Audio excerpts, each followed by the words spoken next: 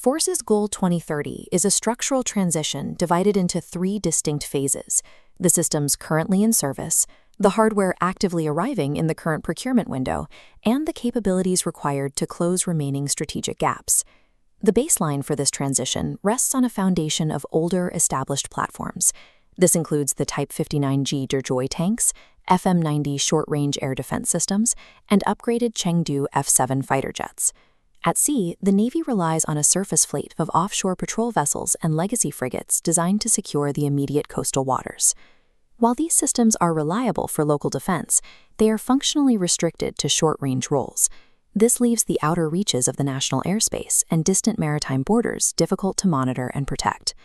Overcoming these range limitations requires the Air Force to move away from static, point defense radar bubbles. The goal is to extend coverage across the entirety of the Bay of Bengal. To achieve this, the military is acquiring the Chinese J-10CE. This platform allows for long-range precision strikes that the older F-7s cannot perform. Concurrently, a letter of intent with Italy for Eurofighter Typhoons introduces a high-altitude, multi-role capability to the fleet. Movement on the ground is dictated by geography. Bangladesh is defined by a dense network of rivers and deltas that restrict the speed and mobility of traditional heavy armor columns.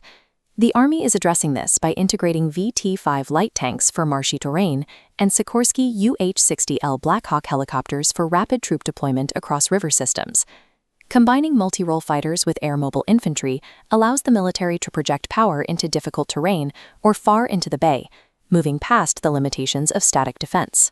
These capabilities are essential to protect the exclusive economic zone, which extends deep into the Bay of Bengal. To monitor this area, the Navy issued a tender for 4 new large patrol crafts and recently inducted the survey ship HMS Enterprise. These vessels secure commercial fishing routes and survey underwater energy rights, preventing encroachment within the maritime boundary.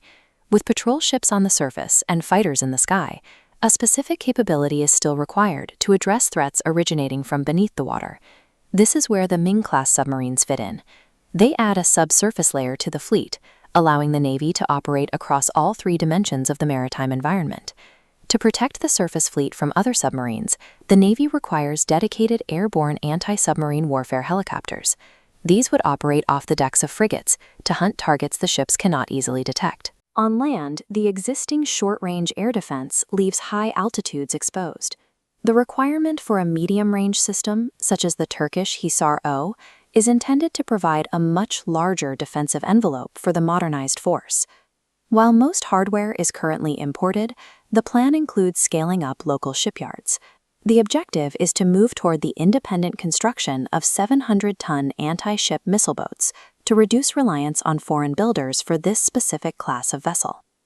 This roadmap illustrates the progression from legacy systems toward a force capable of monitoring and securing the country's expanded strategic boundaries. It shows how current inventory, active orders, and future requirements integrate into a single defense strategy.